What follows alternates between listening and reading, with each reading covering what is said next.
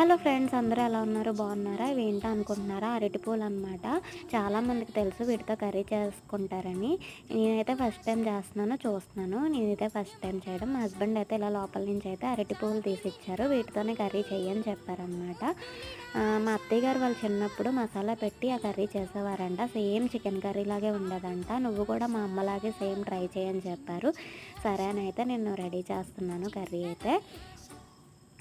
ఈ ఇచ్చిన అరటి పూలనైతే ఎలా ఉన్నవి అలానే ఏసేయాలంట. నాకు తెలియక నేను వీటిని కట్ చేసేసాను ముక్కలుగా, తక్కువున్నాయి కదా అని చెప్పి.